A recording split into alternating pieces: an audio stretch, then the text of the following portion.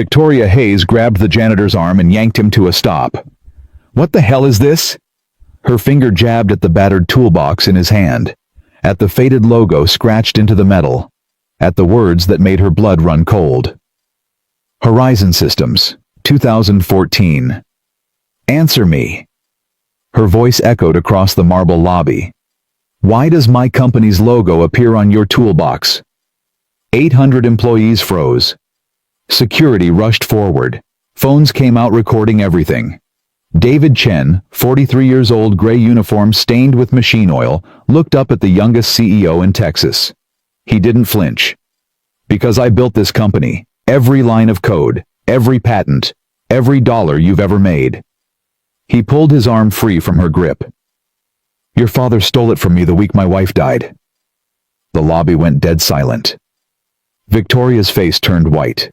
And somewhere in a high school across town, a 15-year-old girl named Lily Chen had no idea her entire world was about to collapse. Drop a comment with your city so I can see how far this story travels. Victoria's hand shot out and grabbed his collar. "Say that again." David didn't resist, didn't pull away, just stood there letting her grip wrinkle the fabric of his maintenance uniform. "I said your father stole my company. You want me to speak slower?" "You're lying." "I'm not." "Prove it." David reached into his pocket with his free hand, pulled out his phone, tapped the screen twice. June 14th, 2014. Certificate of Incorporation. Horizon Systems, LLC. Founders David Chen and Michelle Thompson. He turned the screen toward her face. "That's me on the left. That's my wife on the right. That's the garage where we built the prototype that runs your servers right now." Victoria stared at the photo. Her grip loosened. A young man, bright eyes, confident smile, standing next to a beautiful woman with dark hair and a pregnant belly. Behind them, a wall covered in whiteboards and sticky notes. She looked at the man in front of her, gray at the temples, lines around his eyes, calloused hands. The same jawline, the same steady gaze. The same man, 20 years older, a lifetime more tired. "Security," Victoria said quietly. "Let him go." The guard stepped back. Victoria released his collar, smoothed the wrinkled fabric with a gesture that might have been an apology. "My office, now." She turned and walked toward the elevator. David picked up his toolbox and followed. Behind them, 800 phones were already uploading to social media. The elevator doors closed. Victoria pressed 15. The executive floor. Silence. David watched the numbers climb. 3, 4, 5.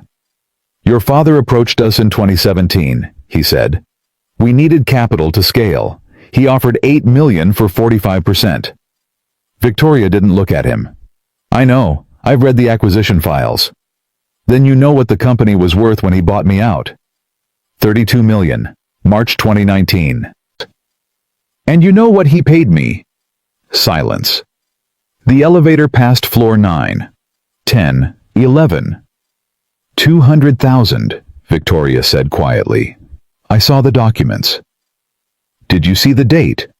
March 15th. "Did you see what happened on March 3rd? Victoria finally turned to look at him. "No." David's voice was flat. Empty, like he was reading from a police report. March 3rd, 2019, 7:47 p.m. My wife Michelle was driving home from work. Intersection of Oak Street and 5th Avenue. A drunk driver ran a red light doing 60 miles an hour. The elevator stopped. Floor 15. The doors opened. Neither of them moved. "She died on impact," David said. "Our daughter was 2 years old. She was at home with a babysitter waiting for mommy to come back." Victoria's throat moved. A swallow. Something she couldn't say. 12 days later, your father walked into my office. I hadn't slept in a week. I couldn't eat. I couldn't think. I couldn't look at my daughter without seeing her mother's face. David stepped out of the elevator. "He told me to sign the papers. He told me to take the money and go home. He told me it was what Michelle would have wanted." He stopped, turned back. So I signed. I took the money. I went home. And I spent the next 6 years being a father instead of a CEO. Victoria stepped out after him. Her voice was barely a whisper. I didn't know. Now you do. Victoria's corner office had glass walls on 3 sides. You could see half of Austin from up here. The Capitol building, the University Tower, the sprawl of tech campuses stretching toward the horizon.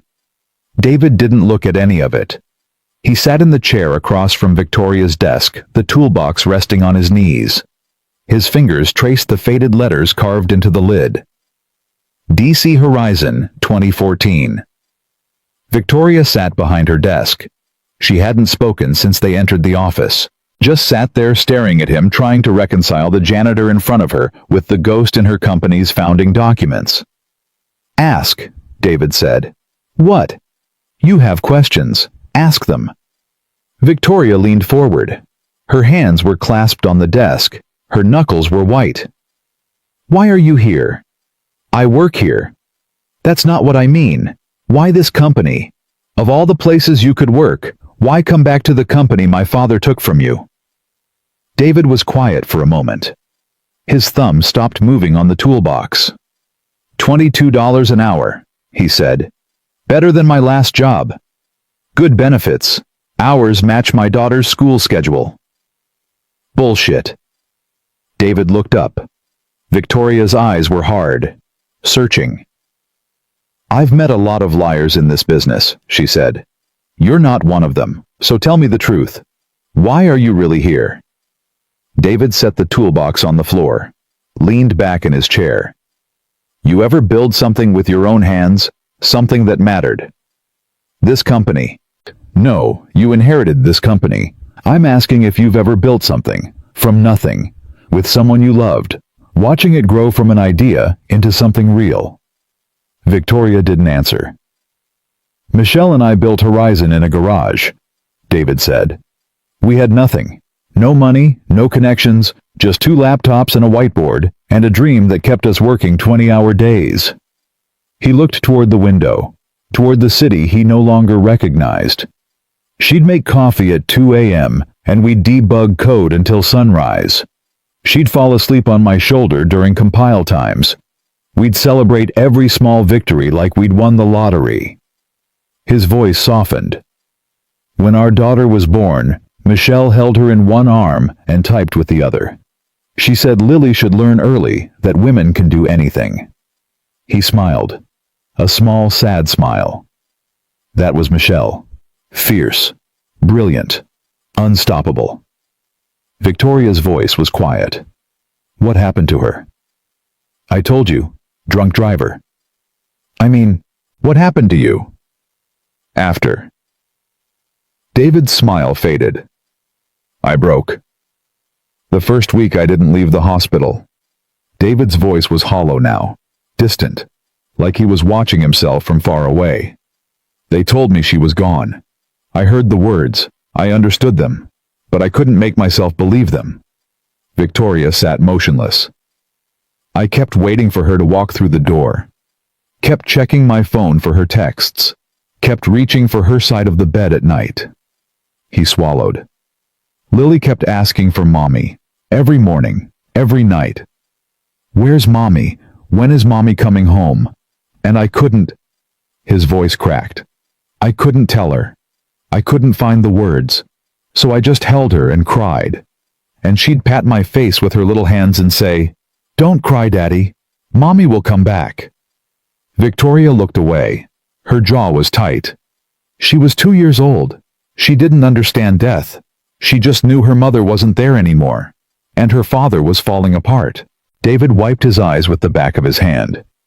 Your father showed up on day 12. I was sitting in my office staring at the wall. I hadn't showered, hadn't eaten. Lily was with my mother because I couldn't take care of her. I couldn't take care of myself. He laughed, a bitter, broken sound. Marcus walked in like he owned the place, which I guess he partly did. He sat down across from me and said, David, we need to talk about the company's future. Victoria flinched. I looked at him and said, My wife just died. And he said, I know, I'm sorry. But the board is concerned. Investors are nervous. We need stability. David shook his head.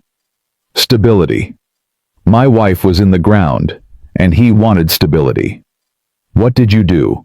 What could I do? I was destroyed. I had a 2-year-old who needed me. I couldn't fight. I couldn't think. I just wanted it to stop. He looked at Victoria. Your father handed me a pen and said, sign this. Take the money. Go be with your daughter. Let us handle the rest. And you signed. I signed. I didn't read the documents. I didn't negotiate. I just wanted out. I wanted to go home and hold my daughter and pretend the world wasn't ending. Victoria's voice was barely audible. $200,000. That's what my life's work was worth to your father. $200,000 and a broken man's signature. A knock on the door. Victoria didn't look away from David. Not now. The door opened anyway. A man walked in. Tall, 50s, salt and pepper beard, lab coat with coffee stains on the sleeve. Victoria, I need to... He stopped, stared at David. His face went pale. Jesus Christ. David stood up slowly. Hello, James. James Morrison crossed the room in 3 strides, grabbed David's shoulders, stared at him like he was seeing a dead man walk. David Chen. Yeah. But we thought nobody knew where... I was in Austin, the whole time. Different job, different life. James turned to Victoria, his voice shaking. Do you know who this is? Do you have any idea who this is? I'm starting to understand. This is David Chen. The David Chen. The man who wrote the core architecture. The man who built the cloud bridging system. The man who... He stopped, looked at David's uniform. The gray fabric. The name tag. The maintenance department logo. David, what the hell are you wearing? My work clothes. Your work. James stepped back. You're working here as what? Maintenance technician. Maintenance. James ran both hands through his hair. You have a PhD from Stanford. You hold 17 patents. Your code runs half the internet. And you're fixing toilets. Printers mostly, and air conditioners. That's not funny. I'm not joking. James looked at Victoria, then back at David, then at Victoria again. Did you know about this? I found out 20 minutes ago. How? Victoria gestured toward the toolbox on the floor.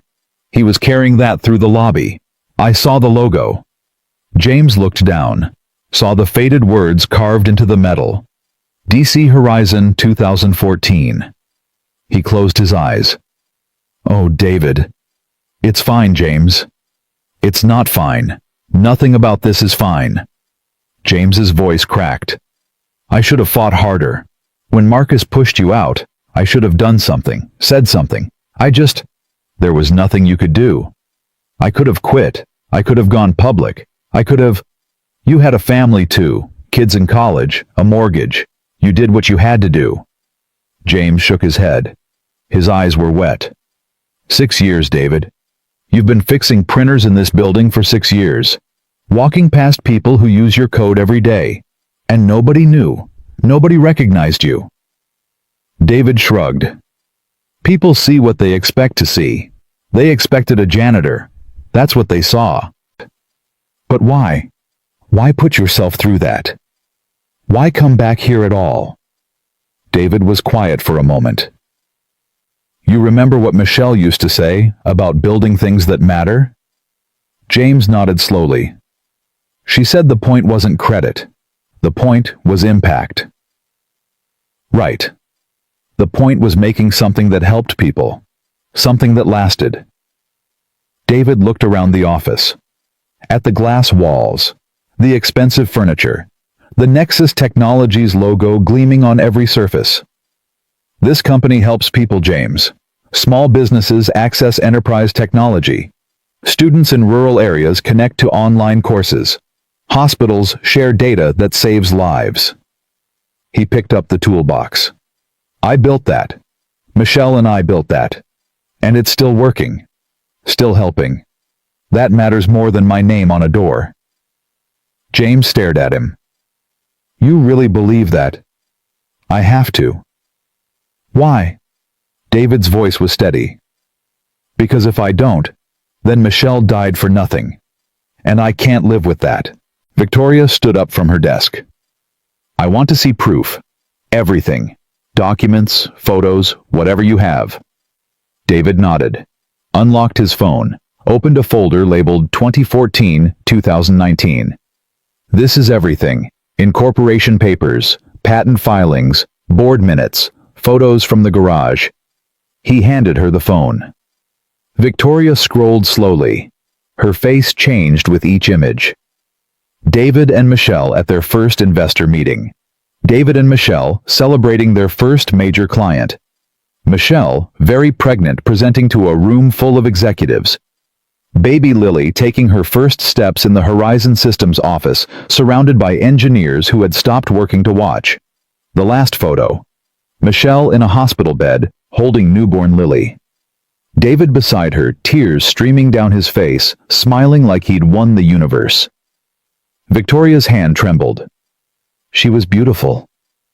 Yes. She looked so happy. She was. We both were.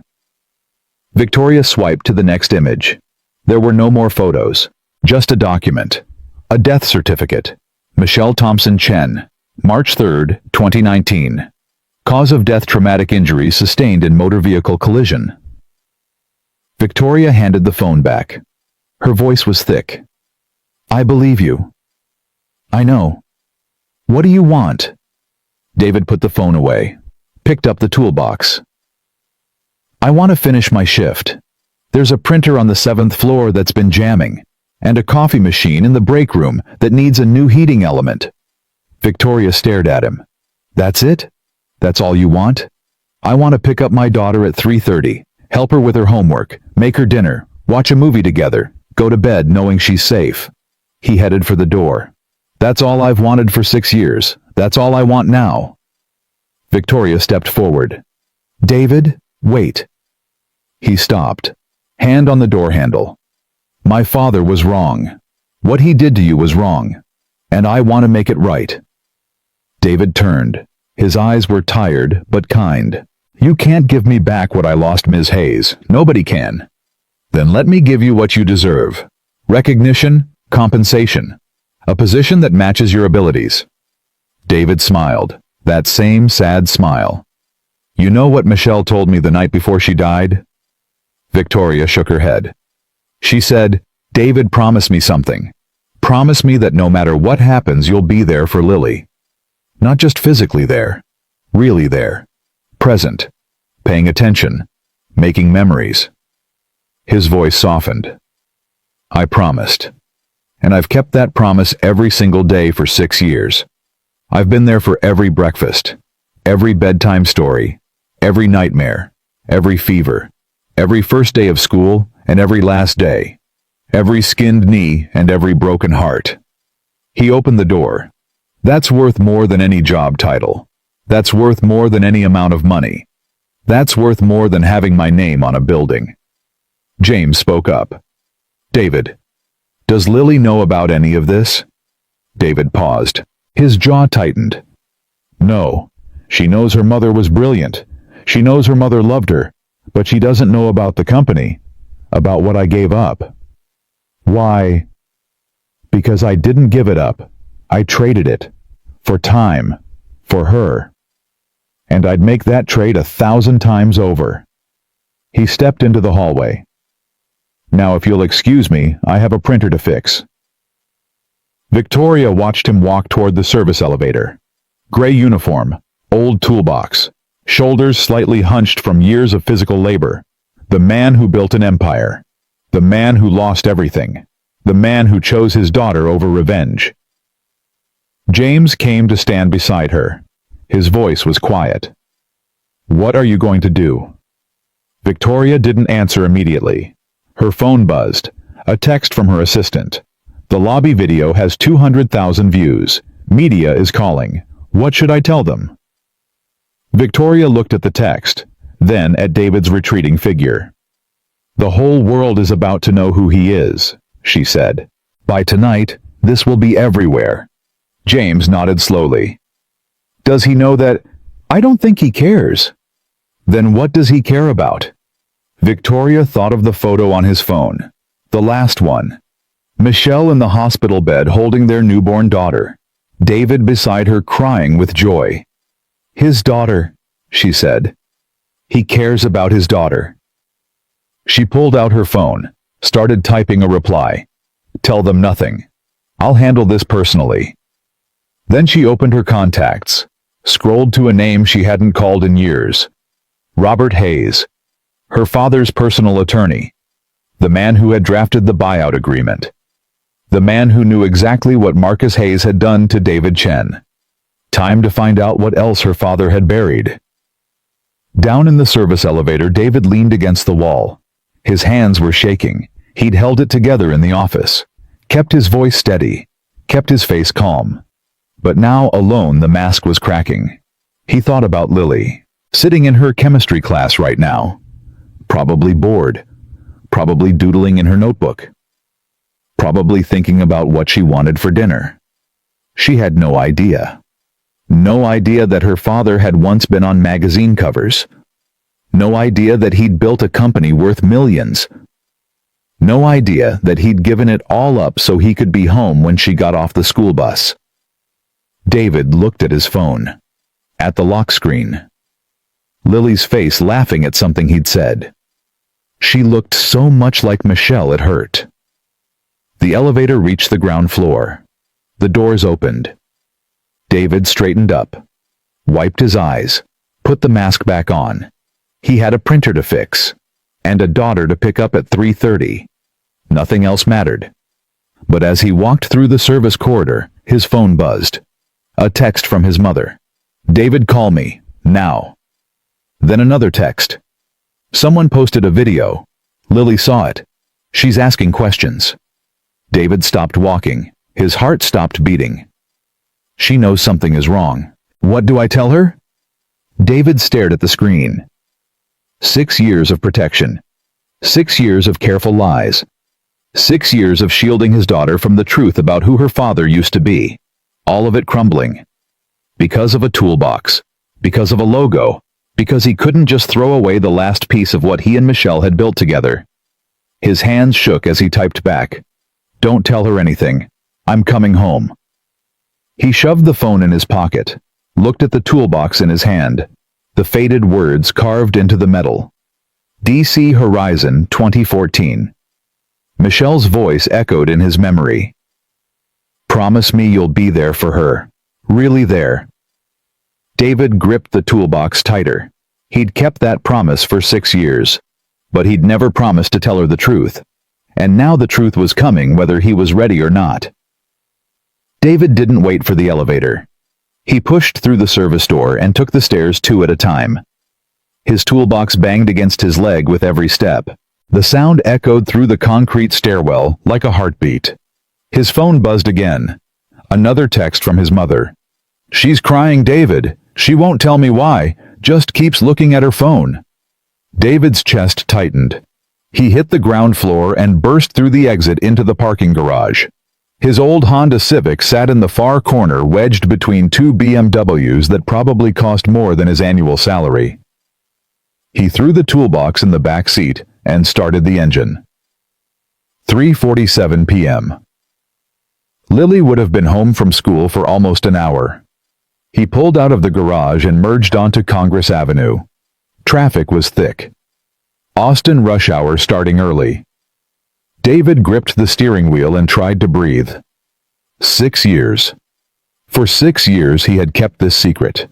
Had built a wall between his past and his present. Had created a new identity, not out of shame, but out of necessity. Lily didn't need to know her father had once been important. She didn't need to carry the weight of what he'd lost. She just needed a dad who was there. A dad who showed up. A dad who put her first. That's what Michelle would have wanted. His phone rang through the car speakers. "Mom." He hit answer. "David, where are you?" 20 minutes away, what's happening?" His mother's voice was strained. I don't know. She came home from school and went straight to her room. I heard her crying. When I knocked, she said she wanted to be alone. Did she say anything about a video? What video? David's jaw clenched. Someone filmed me at work today. It might be online. Filmed you doing what? It's complicated, Mom. I'll explain when I get there. David. His mother's voice sharpened. What's going on? What aren't you telling me? I have to go. I'll be there soon. He hung up before she could ask more questions. The traffic light turned red. David stopped, his fingers drumming against the wheel. His reflection stared back at him from the rearview mirror. Gray hair, tired eyes, the face of a man who had aged 20 years in 6. He thought about the lobby this morning. Victoria Hayes grabbing his arm, the security guards closing in, the phones recording everything. He thought about what he'd said. Your father stole it from me the week my wife died. Those words were probably everywhere by now. Twitter, Facebook, TikTok. Wherever people went to watch strangers' lives fall apart. And Lily had seen it. His 15-year-old daughter, who thought her father was just a maintenance man, had seen a video of him confronting a CEO, claiming he'd built the company, talking about her mother's death. David closed his eyes. I'm sorry, baby. I'm so sorry. The light turned green. He pressed the gas and drove toward home. The house was small, a 2-bedroom rental in a quiet neighborhood near Lily's school. They'd moved here 4 years ago after the apartment got too cramped. David had scraped together enough for the security deposit by working overtime for 3 months straight. It wasn't much, but it was theirs. David pulled into the driveway and killed the engine. He sat there for a moment staring at the front door, trying to figure out what to say. He'd rehearsed this conversation 1,000 times in his head. The day Lily would find out. The day he'd have to explain why her father, who had a PhD from Stanford, spent his days fixing broken printers. He'd always imagined he'd have more time. He got out of the car and walked to the door. His mother opened it before he could reach for the handle. Susan Chen was 72 years old. Small, silver-haired, sharp-eyed. She'd moved to Austin 3 years ago to help with Lily, and she'd never left. She's in her room, Susan said quietly. She won't come out. Did she say anything? Just that she needed to think. David nodded, started toward the hallway. His mother grabbed his arm. David, what is this about? What happened today? He looked at her, at the worry etched into her face, at the questions she'd been holding back for years. I'll tell you everything, he said, but I need to talk to Lily first. Susan hesitated, then nodded and let him go. David walked down the hallway. His footsteps were quiet on the carpet. He stopped outside Lily's door, raised his hand to knock. Then he heard it. Crying, soft, muffled crying, the kind you make when you're trying not to be heard. David's heart shattered. He knocked gently. Lily, it's Dad. Can I come in? Silence. Then, go away. Lily, please. We need to talk. I don't want to talk to you. I know you saw something online. I know you're confused. Just let me explain. The door flew open. Lily stood there, her eyes red and swollen, her cheeks wet with tears. She was holding her phone, the screen still glowing. Explain. Her voice cracked. Explain what?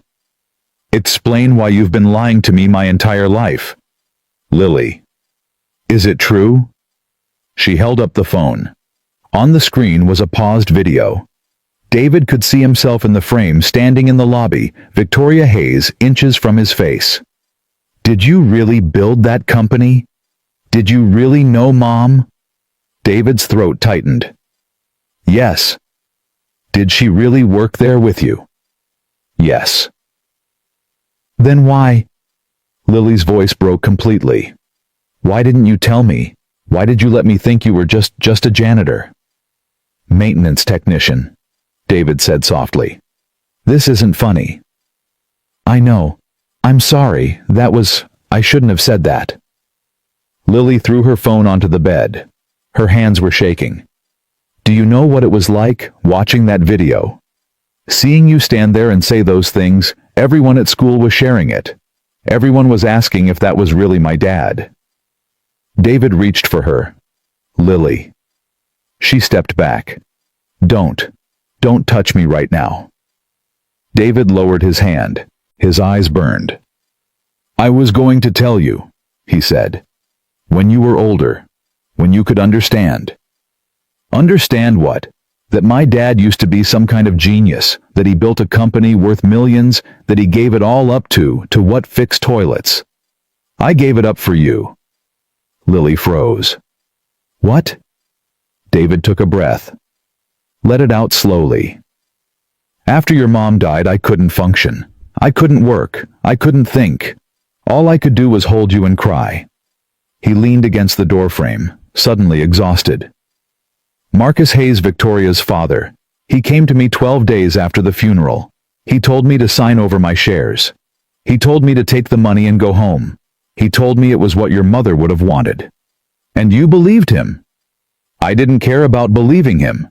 I just wanted out. I wanted to stop. I wanted to go home and be with you. Lily's jaw trembled. So you just gave up everything you built? Everything Mom built? I traded it. For time. For you. I didn't ask you to do that. You were 2 years old, Lily. You couldn't ask for anything. You just kept looking at the door and saying, Mommy's coming home, over and over. Every night. Lily sat down on the bed. Her legs seemed to give out beneath her. I don't remember that. I know, you were too young. I don't remember her at all. David's voice cracked. I know. They sat in silence. The clock on Lily's wall ticked. Outside, a car drove past. Normal sounds. Normal life. Continuing as if nothing had changed. Finally, Lily spoke. Her voice was small. Why didn't you go back? After I got older. Why didn't you start another company? David sighed. Because every time I tried to code, I saw her. Every time I opened a laptop, I thought about the garage where we built Horizon. Every time someone said prototype or algorithm, I remembered her voice, her laugh, the way she'd fall asleep on my shoulder during late-night debugging sessions. He wiped his eyes. I couldn't do it, Lily. The pain was too much, so I found something else. Something that didn't remind me of her. Fixing printers. Yeah, fixing printers. And air conditioners. And lights. Things that didn't require me to think too hard. Things that left me enough energy to come home and be your dad. Lily looked up at him. Her eyes were still wet, but something in them had shifted. You gave up your whole career, for me. I gave up a job, Lily. You're not a job. You're my daughter. You're the best thing your mother and I ever made. Lily's chin quivered. Dad? I know I should have told you sooner. I know I should have been honest. But I wanted you to have a normal life. I wanted you to grow up without the weight of what we lost. I wanted you to just be a kid. I'm 15. You're still a kid to me. Lily laughed, a wet, broken laugh. The kind that's halfway to crying. That's such a dad thing to say. Well, I am your dad. She stood up, crossed the room, and wrapped her arms around him. David held her tight, tighter than he'd held anything in years. He buried his face in her hair and let the tears come. I'm sorry, he whispered. I'm so sorry. It's okay, Dad. No, it's not. I lied to you, for years. You protected me. That's different. David pulled back, looked at her face, Michelle's eyes, Michelle's cheekbones, Michelle's stubborn jaw. You look so much like her, he said. Lily's eyes filled with fresh tears. Really? Every day a little more. She hugged him again, and this time she didn't let go. They sat on Lily's bed side by side, backs against the wall. David had her phone in his hand, scrolling through the video that had started everything. 2 million views, he said quietly, in 4 hours. It's all anyone's talking about. at Maintenance Man CEO is trending. Of course it is. Lily leaned her head on his shoulder. What are you going to do? I don't know. Victoria Hayes seemed pretty intense. She didn't know about what her father did. She looked like she wanted to throw up when I told her. Do you think she'll try to make it right? David shrugged. I don't know what right looks like anymore. Lily was quiet for a moment. Then, Dad. Yeah. Tell me about Mom. David's heart clenched. What do you want to know? Everything. What was she like? How did you meet? What did she sound like when she laughed? David closed his eyes. Let the memories wash over him. Memories he'd kept locked away for years. We met at Stanford, he said. First week of graduate school. She was in the computer science lab at 3 a.m., arguing with a vending machine. Lily smiled. Arguing with a vending machine. It ate her dollar. She was explaining to it very calmly, very logically, why it was morally obligated to give her the Snickers bar she'd paid for. Did it work? No, so she hacked it. She hacked a vending machine. Reprogrammed the whole thing. By the time she was done, it was giving out free candy to everyone in the building. Lily laughed. A real laugh this time. That's amazing. That was your mother. She couldn't stand injustice, even from machines. When did you know you loved her? David thought about it. About 30 seconds after I met her. She turned around and saw me watching, and she said, if you tell anyone about this, I'll hack your email and sign you up for every spam list on the internet. Romantic. It was, actually. She had this look in her eyes. This fire. I'd never seen anything like it. David's voice softened. She was brilliant, Lily. Not just smart brilliant. She could see solutions nobody else could see. She could look at a problem and immediately know 3 different ways to solve it. Like you? No, I'm methodical. I work through things step by step. Your mother was intuitive. She just knew. It's what made us such a good team. Lily pulled her knees up to her chest. I wish I remembered her. You have pieces of her. The way you tilt your head when you're thinking. The way you laugh. The way you get stubborn when you know you're right. I'm not stubborn. You argued with your math teacher for 20 minutes last week about the proper use of the quadratic formula. Because I was right. David smiled. See, just like her. They sat in silence for a while. The afternoon light faded. The room grew dim. Dad? Yeah. What was she doing the night she died? David's smile faded. She was coming home from work. There was a product launch the next day. Big presentation. She'd been at the office for 16 hours. Why didn't she stay over? Because it was your birthday week. She'd promised to be home every night to tuck you in. Lily's voice was barely audible. She died because of me. No. David turned to face her. No, Lily. She died because a drunk driver ran a red light. That's the only reason. The only one. But if she'd stayed at work, then she would have missed tucking you in, and she never would have done that. Never.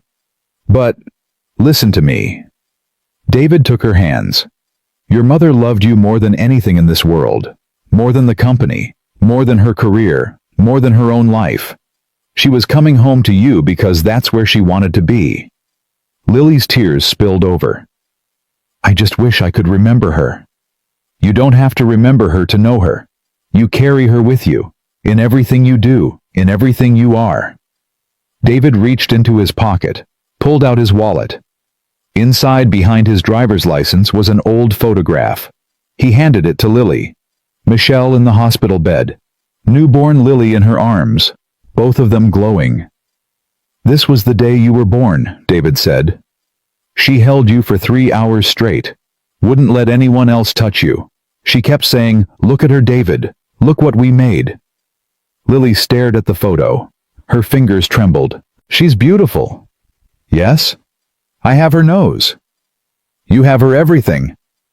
Lily pressed the photo to her chest. Can I keep this? It's always been yours. I was just holding it for you. Susan appeared in the doorway. Her face was etched with concern. David, there's someone at the door. Who? A woman. Says she's from Nexus Technologies. David stood up. His heart started pounding again. Stay here, he told Lily. Dad, I'll be right back.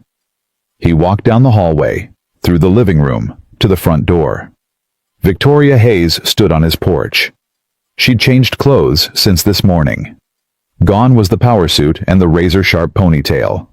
She wore jeans, a simple blouse. Her hair was down.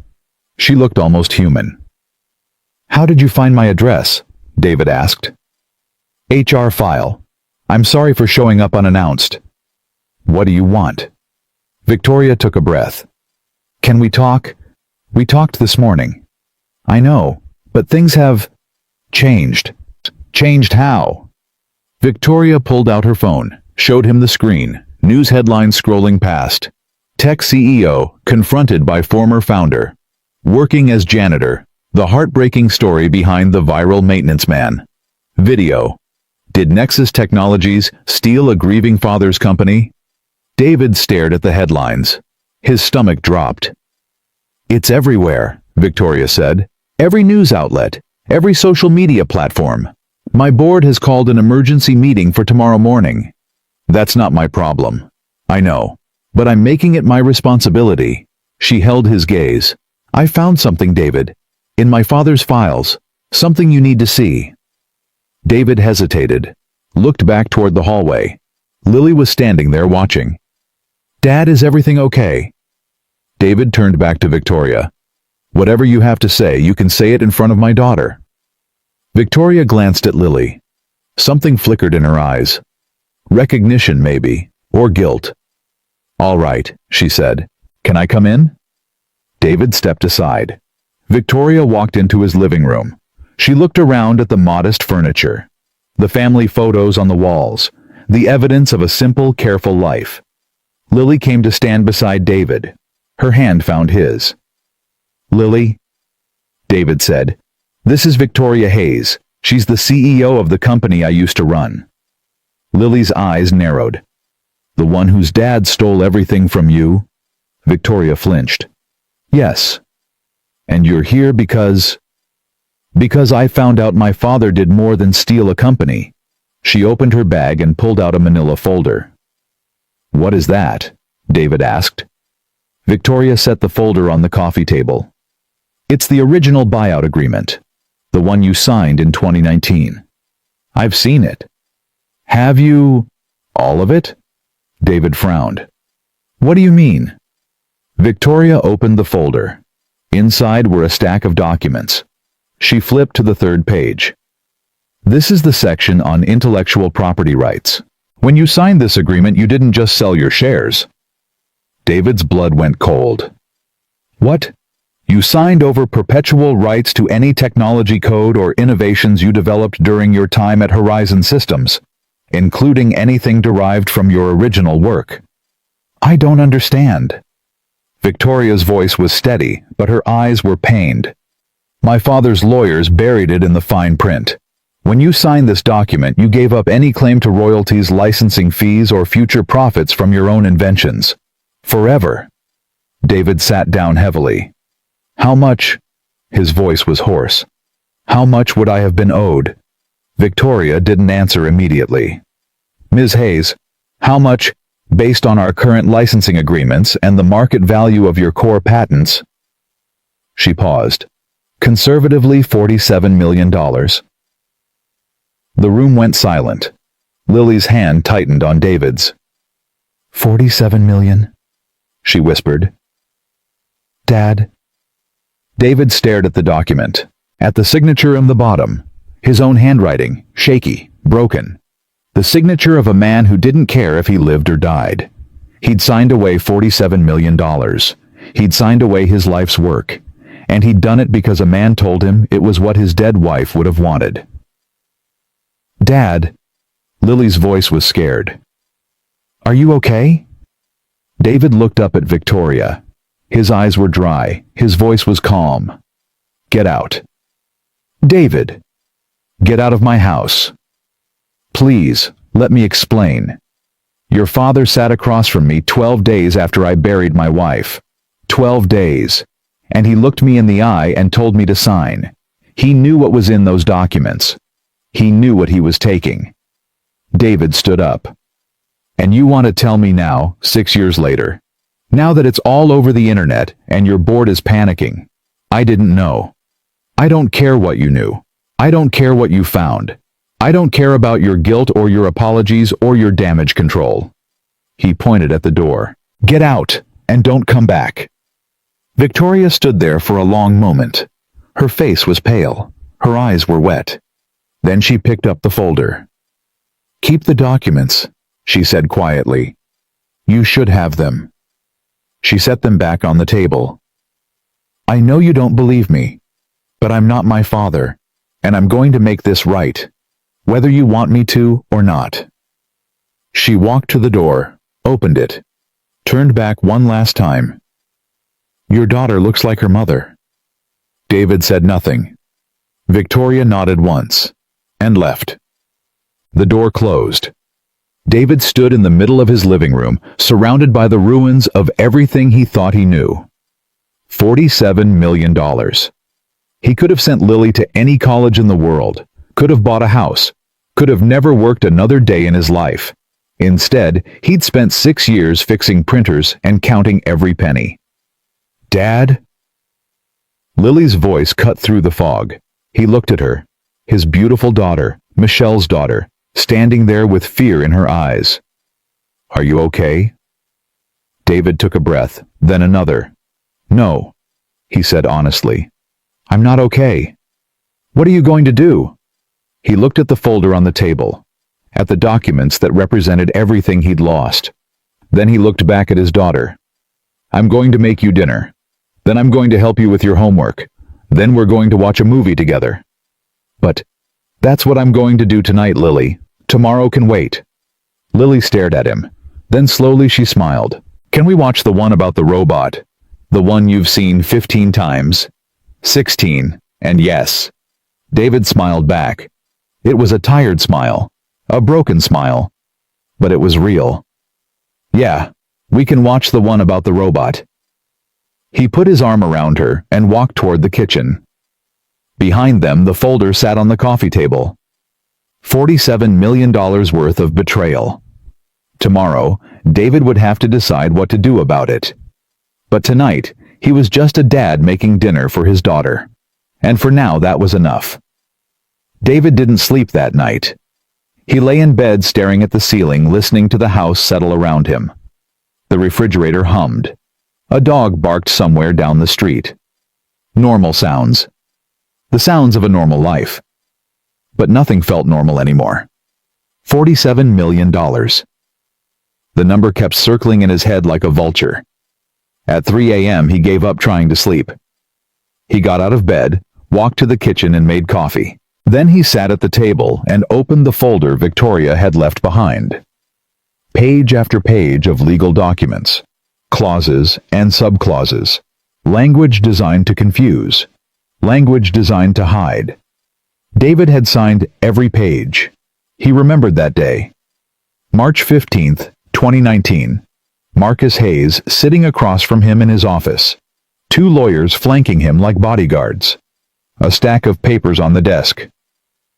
Just sign here, David. And here. And here. David hadn't read a single word. He'd just wanted it to be over.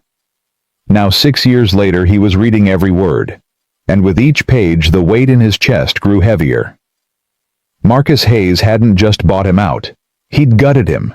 Stripped him of everything. Every patent. Every algorithm. Every line of code David had ever written. And buried in the middle, almost invisible, was a non-disclosure agreement. David had promised never to publicly discuss the terms of his departure, never to claim credit for his work, never to speak about Horizon Systems or its founding. He'd broken that promise this morning in the lobby, which meant Nexus Technologies could sue him. David laughed. A bitter, hollow sound.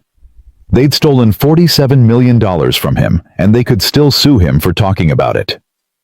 Dad. He looked up. Lily stood in the kitchen doorway, wrapped in her mother's old Stanford sweatshirt. What are you doing up? I couldn't sleep. She walked over and sat across from him. What are those legal documents? From when I sold the company. Lily reached for the folder. David didn't stop her. She read for a few minutes. Her face changed as she went. Confusion. Then anger. Then something that looked like heartbreak. They took everything. Yes. And you couldn't fight it. I signed it, Lily. Willingly. They didn't put a gun to my head. You were grieving. You weren't thinking clearly. That has to count for something. David shrugged. Maybe. Maybe not. I'm not a lawyer. Then we get a lawyer. We sue them. We get back what's yours. It's not that simple. Why not? David pointed to a paragraph near the end. Non-disclosure agreement. I promised never to talk about this publicly. I broke that promise yesterday. Lily's eyes widened. They can sue you. Technically, yes. That's insane. They steal from you, and then they can sue you for talking about it. Welcome to corporate America. Lily slammed the folder shut. This isn't fair. No, it's not. So what are we going to do? David looked at his daughter, at the fire in her eyes. Michelle's fire. I don't know yet. We have to do something. I know. Dad, you can't just let them get away with this. I'm not going to let them get away with anything. I just need to think. Lily grabbed his hand. Her grip was fierce. Promise me you won't give up. David squeezed back. I promise. His phone buzzed on the table. A text message. He picked it up. Read it. Read it again. Who is it? Lily asked. James Morrison, the CTO at Nexus. What does he want? David showed her the screen. Meet me at Cafe Luna, 8 a.m. Come alone. I have information you need. Lily frowned. Is this a trap? I don't think so. James was always one of the good ones. How do you know you can trust him? David thought about it. About James standing in Victoria's office yesterday. The look on his face when he saw David's uniform, the guilt in his eyes. I don't know, he said honestly, but I think I have to find out. Cafe Luna was a small coffee shop near the university, the kind of place with mismatched furniture and local art on the walls. David arrived at 7:45 and ordered a black coffee. He sat in the corner, his back to the wall, and waited. James walked in at exactly 8 a.m. He looked like he hadn't slept either. Dark circles under his eyes. Wrinkled shirt. His usual lab coat was gone. He ordered at the counter, then made his way to David's table. Thank you for coming. What do you have, James? James sat down, pulled out a laptop, set it on the table between them. I spent all night going through Marcus Hayes's archived files, the ones Victoria doesn't have access to. Why doesn't she have access? Because Marcus locked them before he died. Password protected. Encrypted. He didn't want anyone to see what was inside. But you got in. James smiled grimly. I've been the CTO for 8 years. I know every backdoor in our system. He opened the laptop and turned it toward David. This is an email chain from March 2019, between Marcus Hayes and his lead attorney. David leaned forward, started reading. The first email was dated March 2nd, the day before Michelle died. Re-Horizon Acquisition Strategy, Marcus. As discussed, the optimal time to approach Chen would be immediately following a significant personal crisis. His emotional state will impair his judgment, and he will be more likely to accept unfavorable terms. I recommend preparing the documents in advance so we can move quickly when the opportunity presents itself. Richard David's blood turned to ice. Keep reading, James said quietly. The next email was dated March 4th, the day after Michelle's accident. Richard. The opportunity has arrived sooner than expected. Chen's wife was killed in a car accident last night. Begin preparing the buyout documents. I want them ready within the week. Marcus. David couldn't breathe. They planned it, he whispered. They were waiting for something to happen to me. Not just waiting. Look at the next one. March 10th. Richard Chen is deteriorating rapidly. Sources report he hasn't been to the office in a week. His mother has taken custody of the child. Now is the time to move. Schedule the meeting for the 15th. Also ensure the NDA language is airtight. I don't want him talking about this in 5 years when he realizes what he signed. Marcus. David sat back. His hands were shaking. He knew. He knew exactly what he was doing. It gets worse. James scrolled to another email. March 16th. The day after David signed. Richard, excellent work. Chen signed everything without reading. His mental state was exactly as we predicted. The fool gave away $50 million worth of IP for pocket change. Transfer the initial payment and begin the patent reassignment process. I want his name scrubbed from all documentation within 30 days. Marcus. David closed his eyes. $50 million. Not $47 million. Marcus had bragged about it, and he'd called David a fool. Why are you showing me this? David's voice was hoarse. James closed the laptop. Because I was there, David. I was in the building when Marcus made that deal. I knew something was wrong. I saw how broken you were. And I didn't do anything. His voice cracked. I've carried that guilt for 6 years. Watching you walk through the halls in that maintenance uniform. Watching you fix printers in the building you built. Knowing what Marcus did to you. You couldn't have stopped him. I could have tried. I could have warned you. I could have done something. So why now? Why come forward now? James met his eyes. Because Victoria is different. She's not her father, and she wants to make this right. She came to my house last night. I threw her out. I know. She called me. She was upset. She should be upset. Her father destroyed my life. Yes, he did. But she didn't know. And when she found out, she didn't try to cover it up. She came to you. David shook his head. It doesn't matter. The damage is done. Maybe, maybe not. James leaned forward. David, I'm showing you these emails because they prove fraud. Marcus Hayes deliberately waited until you were mentally incapacitated. He knew you couldn't make a rational decision. He exploited your grief for financial gain. So that contract might be voidable. A good lawyer could argue you signed under duress, that Marcus took advantage of your diminished mental state. David stared at him. Are you serious? I'm not a lawyer, but I know people who are. People who specialize in exactly this kind of case. And you think I have a chance? I think you have more than a chance. I think you have a smoking gun. James tapped the laptop. These emails prove intent. Marcus wasn't just a shrewd businessman. He was a predator, and he put it all in writing. David's mind was racing. For 6 years he'd accepted his fate. Accepted that he'd made a terrible decision and had to live with the consequences. But this was different. This wasn't a bad deal. This was fraud. What about Victoria?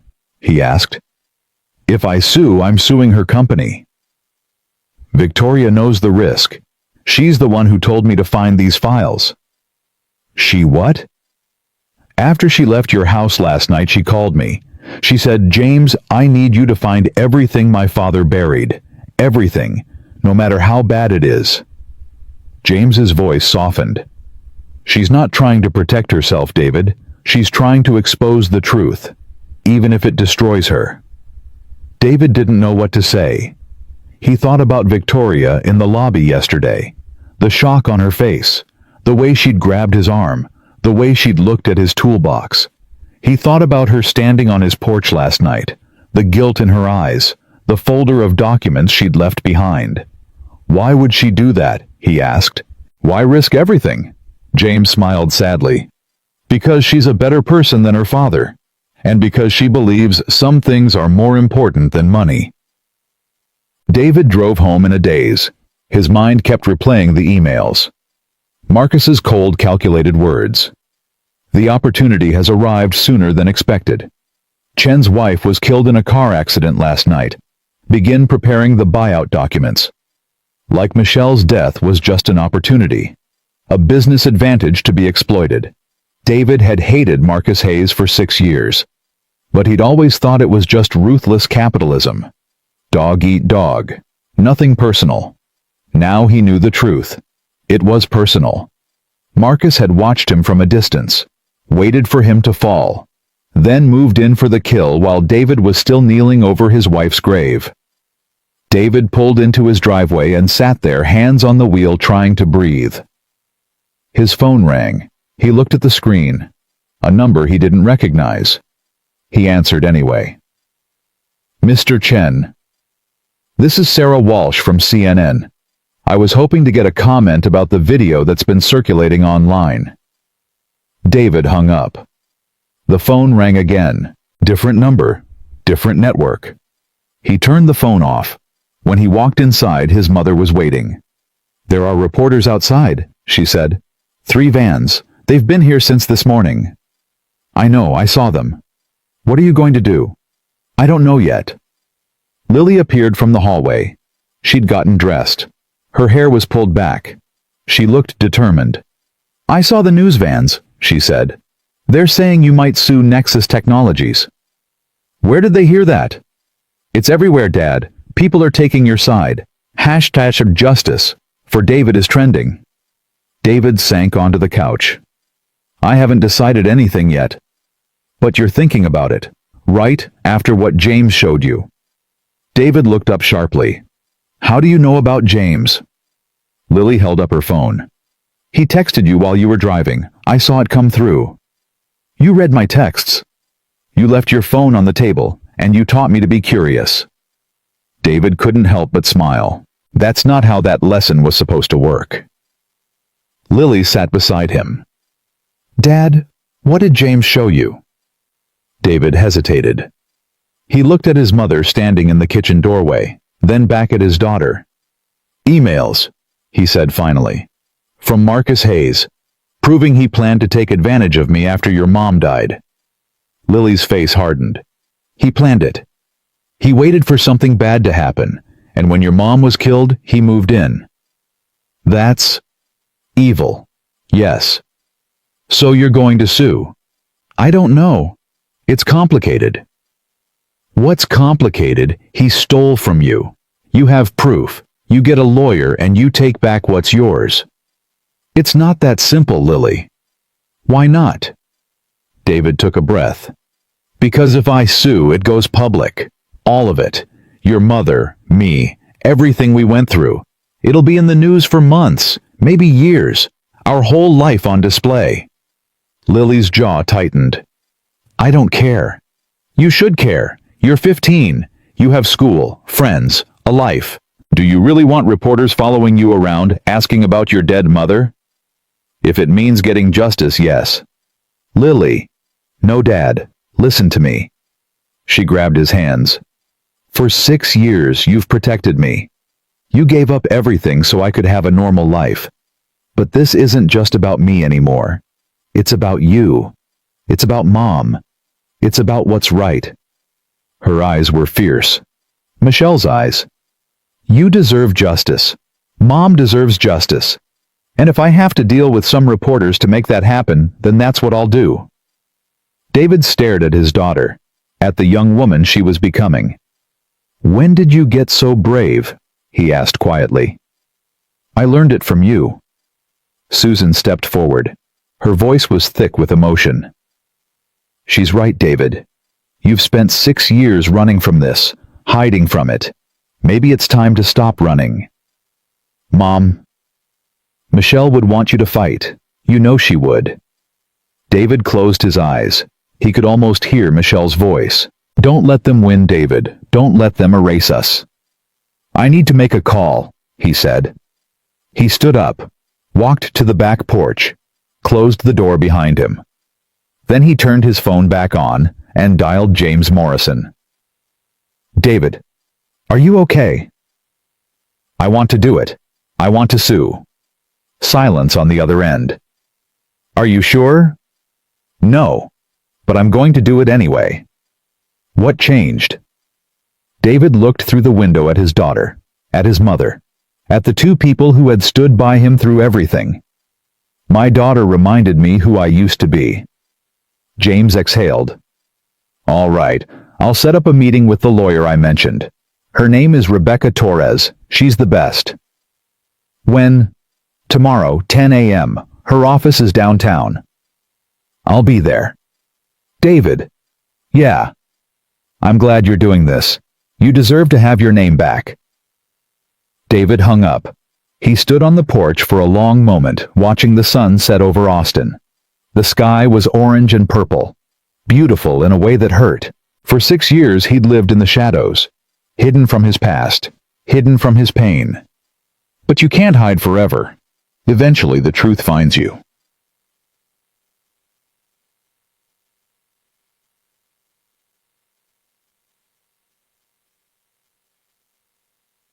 The doorbell rang. David walked back inside. His mother was already at the door, peering through the peephole. "It's her," Susan said. "That woman from last night." "Victoria Hayes." "Yes." David's jaw tightened. What does she want? Should I tell her to leave? David thought about it. About what James had told him. About Victoria risking everything to expose her father's crimes. No, let her in. Susan opened the door. Victoria stood there looking nothing like the powerful CEO he'd met in the lobby. She looked tired, vulnerable, human. "I know you told me not to come back," she said, "but I need to talk to you, please." David stepped forward. "Come in." They sat in the living room, Victoria on one side, David on the other, Lily and Susan watching from the kitchen doorway. "I read the emails," David said. "James showed them to me." Victoria nodded. "I know, he told me.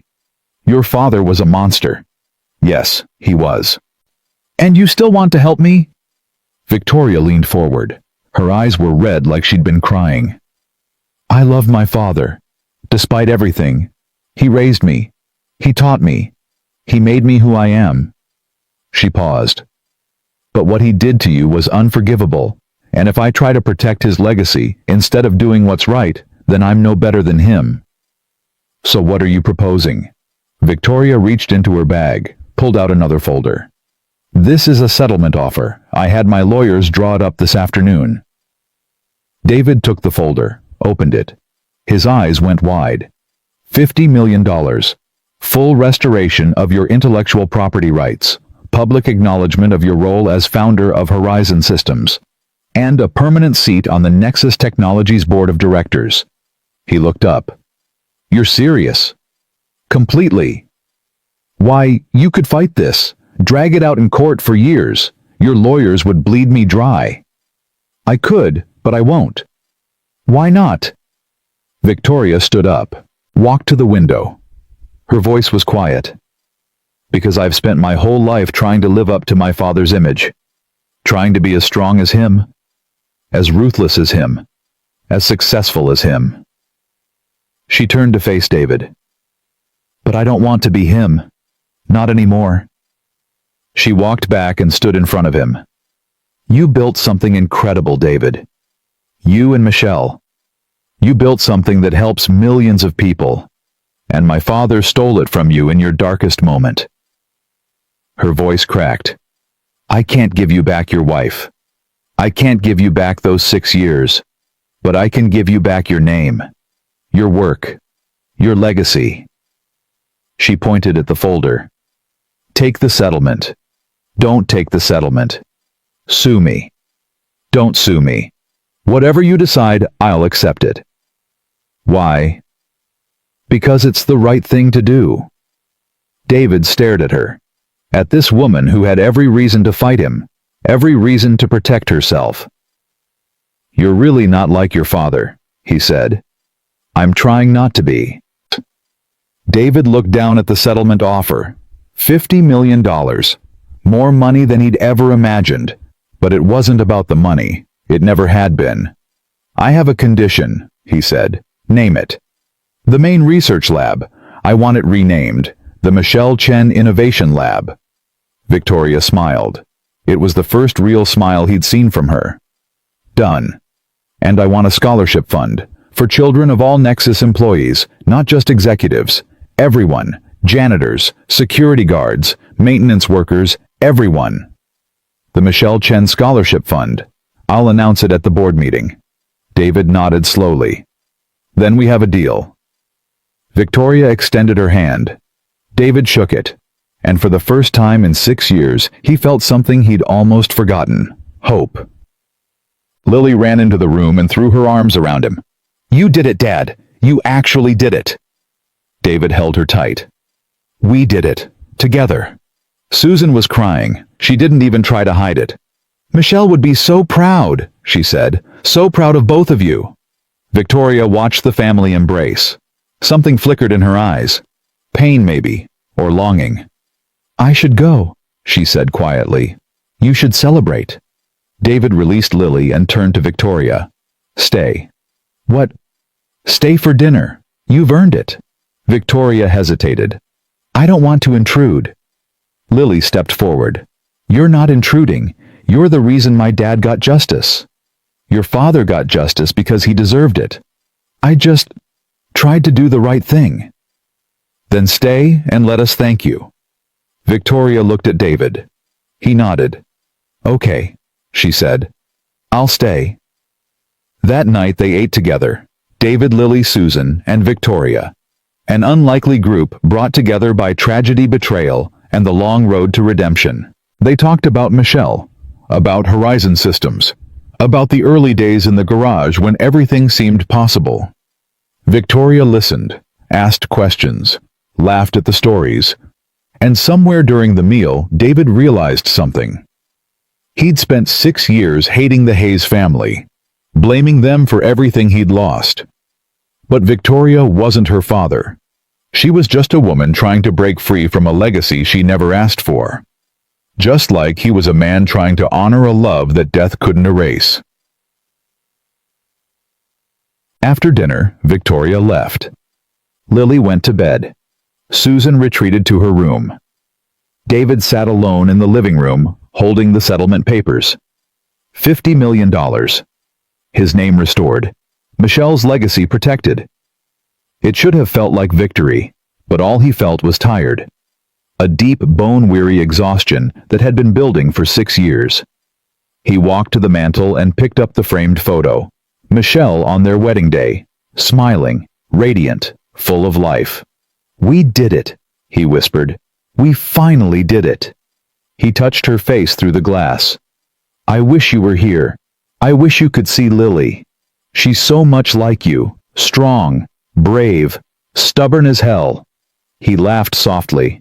She told me not to give up, just like you would have. He set the photo down. I'm going to keep my promise, Michelle. I'm going to be there for her. Every day, every moment, until my last breath. He looked out the window at the night sky. And then I'm coming to find you. The stars twinkled in the darkness. And somewhere, somehow, David felt her answer. I know, baby. I know. 3 weeks passed. The settlement was signed. The money transferred. The legal documents filed with the state of Texas. David Chen was officially a millionaire. But he still woke up at 6 a.m. every morning. Still made coffee in the same old pot. Still drove the same Honda Civic with the cracked windshield and the check engine light that never went off. Some habits die hard. Lily noticed. Dad, you know you can buy a new car now, right? This one works fine. The air conditioning broke last summer. I fixed it. With duct tape. It works. Lily rolled her eyes. You're impossible. I prefer resourceful. They were sitting at the kitchen table, eating breakfast. Scrambled eggs and toast. The same breakfast David had made every morning for 6 years. So, Lily said, pushing her eggs around her plate, what are you going to do now? What do you mean? I mean you don't have to work anymore. You could travel, see the world, do whatever you want. David sipped his coffee. I've seen the world. It's overrated. Dad, I'm serious. So am I. Lily set down her fork. You can't just sit around the house all day. I wasn't planning to. Then what were you planning? David was quiet for a moment. He'd been thinking about this for weeks, ever since the settlement was finalized, ever since Victoria Hayes had shaken his hand and told him his name would finally be restored. Victoria offered me a position, he said. Lily's eyebrows shot up. At Nexus, Chief Innovation Officer. My own lab. My own team. Complete creative freedom. Are you going to take it? David looked at his daughter, at the hope in her eyes. I don't know yet. Why not? It's everything you lost, everything you gave up. I know, that's what scares me. Lily reached across the table and took his hand. What are you scared of? David stared at their intertwined fingers. His hands were rough, calloused from years of physical labor, the hands of a maintenance man, not a tech executive. I'm scared I'll lose myself again, he said quietly. I'm scared I'll go back to working 16-hour days, missing dinners, missing your life. That won't happen. You don't know that. Yes, I do. Lily squeezed his hand. Because you're not the same person you were 10 years ago. You know what matters now. You won't forget. How can you be so sure? Lily smiled. Because you're my dad. And you've never broken a promise to me. David's throat tightened. I promised your mother I'd be there for you. And you have been, every day, every moment. But if I take this job, then I'll be proud of you, just like Mom would be. David looked at his daughter, 15 years old, almost a woman, so much like Michelle it made his heart ache. When did you get so wise? He asked. I learned from watching you. David laughed. It was a real laugh, the kind he hadn't heard from himself in years. Okay, he said. I'll think about it. Promise. Promise. The phone call came that afternoon. David was in the garage sorting through boxes of old documents, stuff he hadn't looked at in years, tax returns, bank statements, photos from the early days of Horizon Systems. His phone buzzed, Victoria's name on the screen. Hello. David. I need you to come to the office. Her voice was tense, strained in a way he'd never heard before. What's wrong? I can't explain over the phone. Just, please, come now.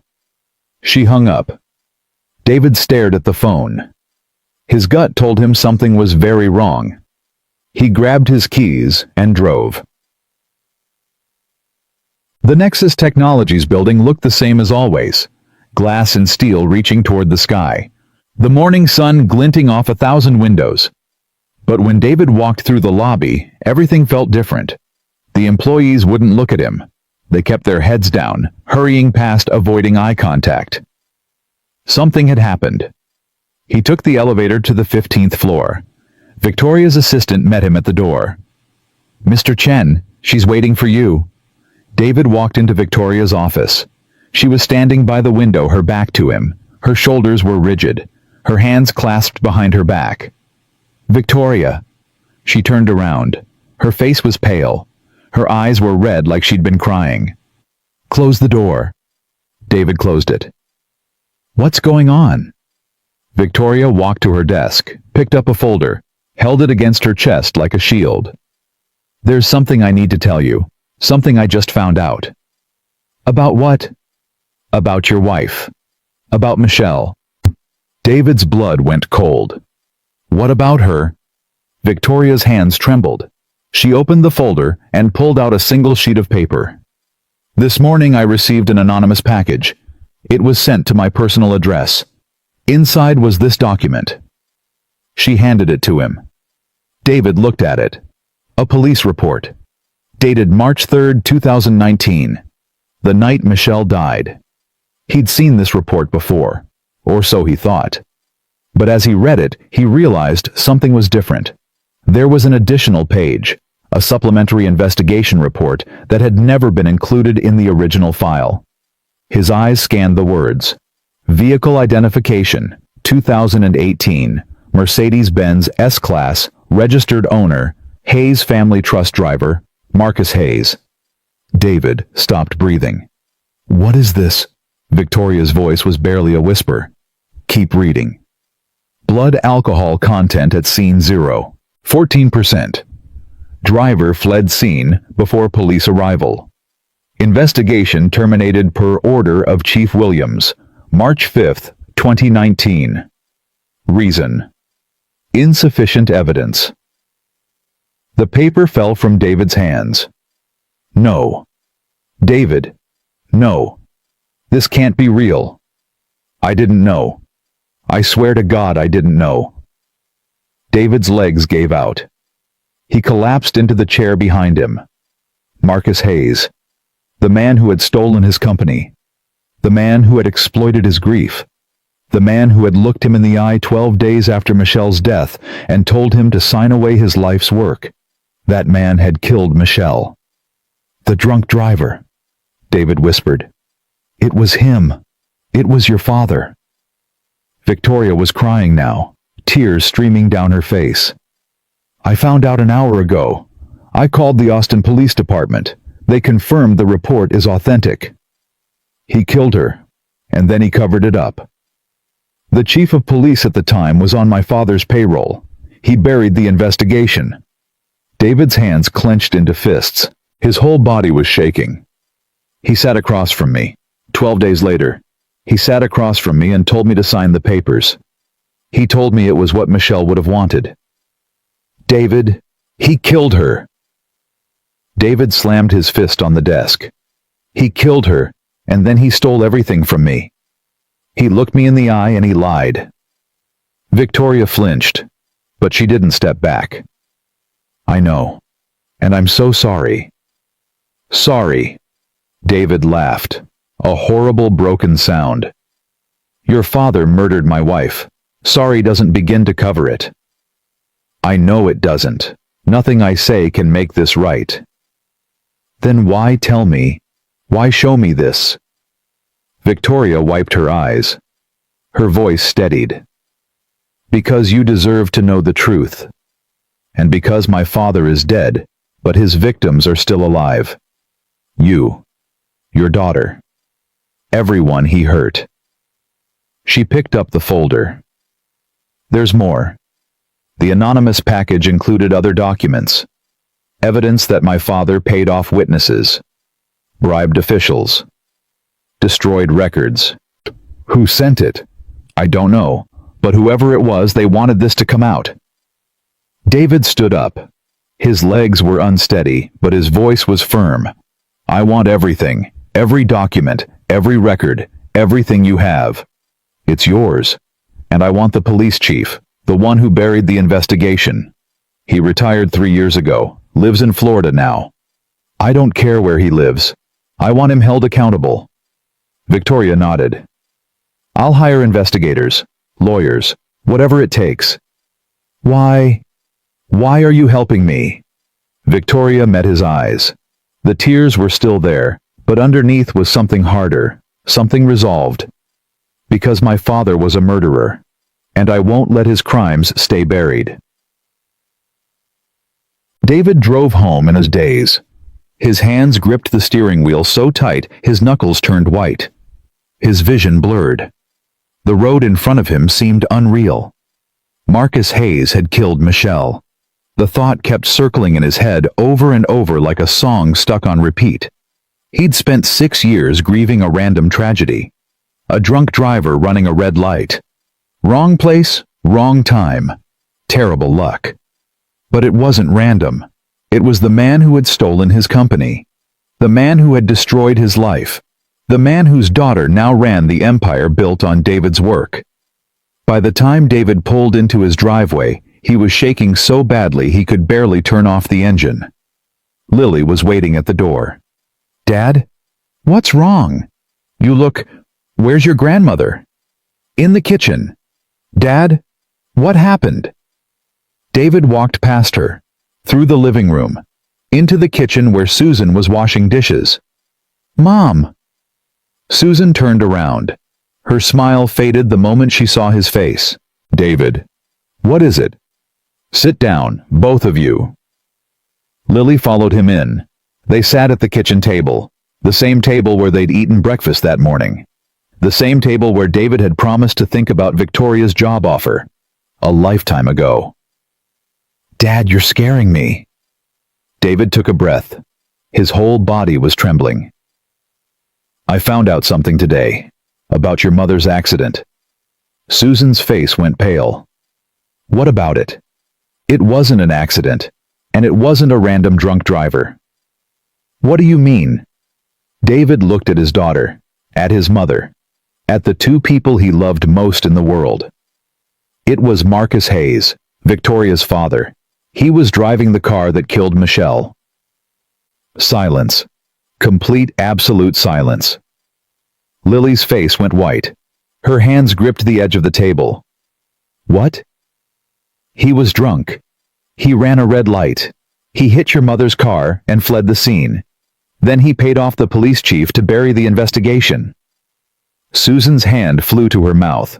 "Oh my God." 12 days later he showed up at my office. He told me to sign over my shares. He told me to take the money and go home to my daughter. David's voice cracked. He looked me in the eye. The man who had just killed my wife. And he told me it was what Michelle would have wanted. Lily stood up so fast her chair fell over. "I'm going to kill him." "He's already dead. Heart attack 3 years ago." "Then I'll dig him up and kill him again." "Lily, no." Tears were streaming down her face. "He killed Mom. He stole Dad's company. He ruined our lives. And he just died. He just got to die peacefully without ever paying for what he did." "I know. I know it's not fair." "It's not just not fair. It's evil. It's the most evil thing I've ever heard." Susan spoke up. Her voice was shaking. "How did you find out?" "Victoria, she received an anonymous package with the evidence. She called me this morning." "And she just told you, her own father?" "She didn't know. She was as shocked as I was." Lily laughed bitterly. "Oh, she didn't know. How convenient." "I believe her, Lily." "Why her family has done nothing but hurt us?" "Because she didn't have to tell me. She could have destroyed the evidence. Could have kept it buried. Instead, she gave me everything." "She's probably just trying to cover her own ass. Make sure you don't sue her." "The settlement is already signed. She has nothing to gain from telling me." Lily shook her head. "I don't trust her." "You don't have to, but I do." Susan reached across the table and took David's hand. "What are you going to do?" David looked at her, at the woman who had lost her daughter-in-law, who had helped raise her granddaughter, who had watched her son fall apart and slowly, painfully put himself back together. "I'm going to find out everything," he said. "Everyone who helped cover this up, everyone who knew, and I'm going to make sure they face justice. Even if it takes years. Even if it takes the rest of my life." Susan nodded slowly. "Michelle would want that." "I know." Lily sat back down. Her tears had stopped, replaced by something harder, something colder. "I want to help." "Lily. I'm not a little girl anymore, Dad. She was my mother. I have a right to be part of this." David looked at his daughter, at the steel in her eyes, Michelle's steel. "Okay," he said. "We'll do this together." The next morning, David met with Victoria and a team of lawyers. They spread the documents across a conference table. Police reports, bank records, email correspondence, a paper trail of corruption that stretched back 7 years. Marcus Hayes hadn't just covered up Michelle's death. He'd built an entire system of bribery and intimidation. Police officers, judges, city officials.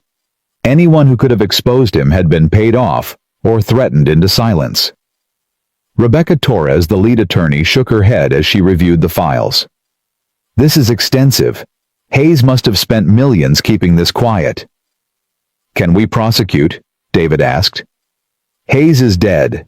We can't prosecute a dead man, but we can go after his accomplices. The former police chief, the witnesses who took bribes, the officials who helped bury the investigation. What about civil suits? Against who Hayes's estate has already been distributed.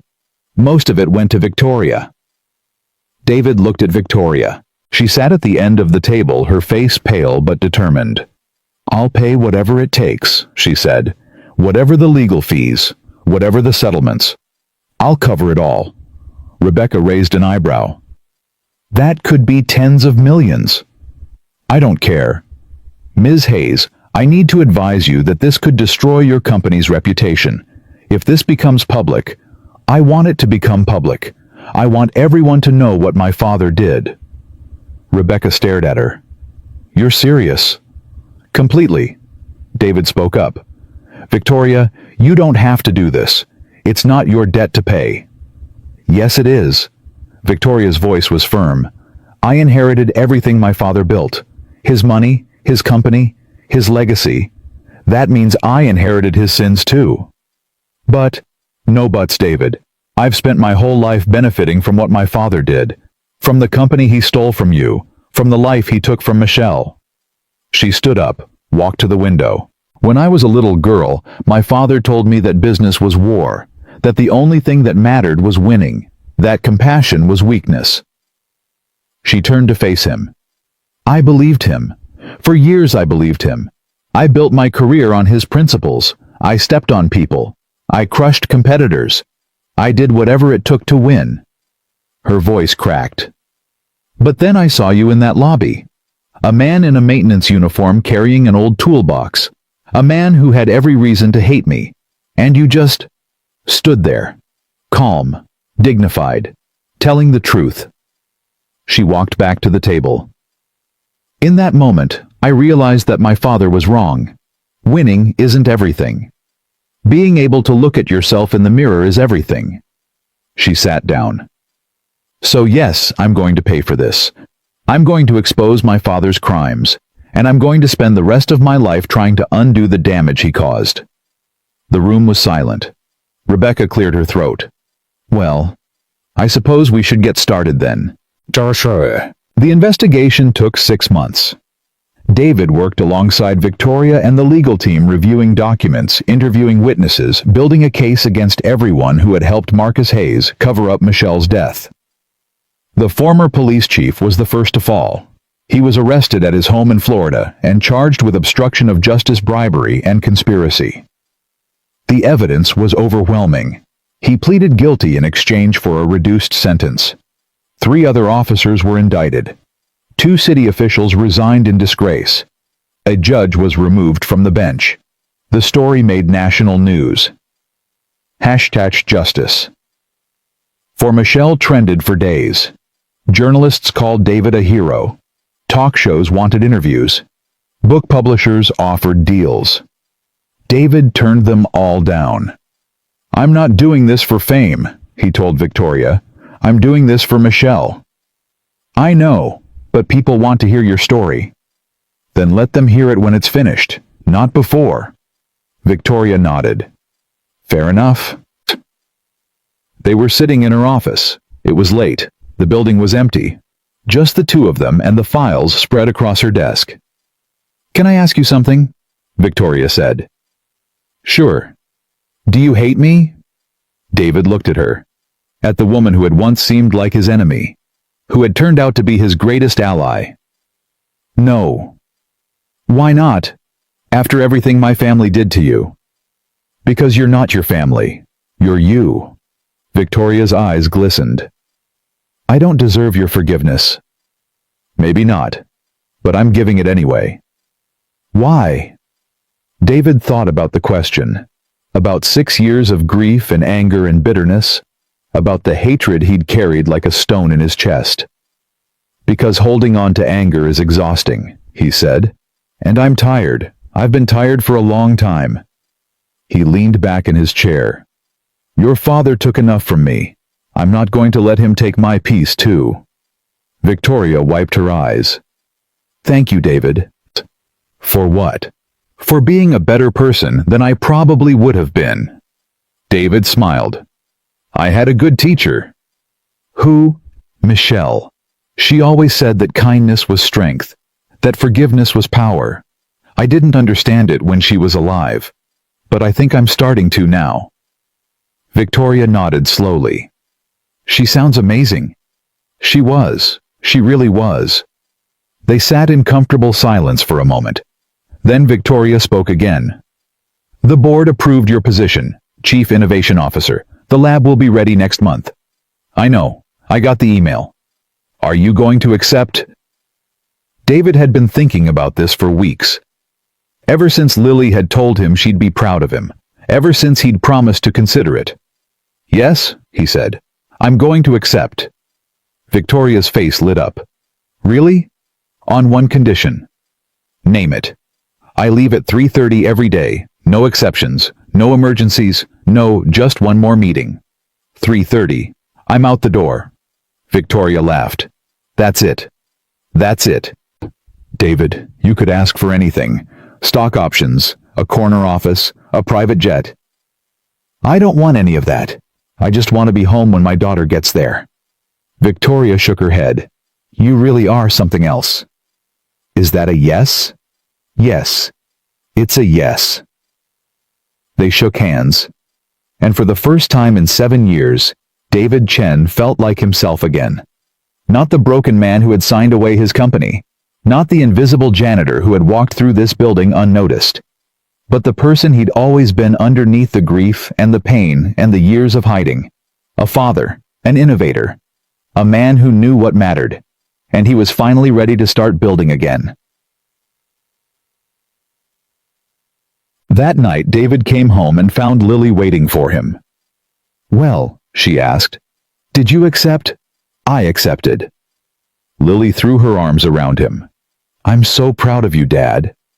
I'm proud of you too, kiddo. For what? For believing in me, even when I didn't believe in myself. Lily pulled back. Her eyes were shining. Mom would be so happy right now. You think so? I know so. David looked at his daughter, at the young woman who had inherited her mother's fire and his stubbornness, who had stood by him through the darkest days and pushed him to fight when he wanted to give up. I love you, Lily. I love you too, Dad. They stood there holding each other in the small house that had been their refuge for 6 years. Tomorrow, everything would change. David would return to the tech world. His name would be restored. His legacy would finally be recognized. But tonight, he was just a father, holding his daughter grateful for everything they still had, and somewhere he knew Michelle was watching. Smiling, finally at peace. 5 years later, the Michelle Chen Innovation Lab occupied the entire 12th floor of Nexus Technologies. 3,000 square feet of cutting-edge equipment, collaborative workspaces, and floor-to-ceiling windows overlooking the Austin skyline. David stood at the entrance, watching his team work. 23 engineers, 12 researchers, a dozen interns from universities across the country.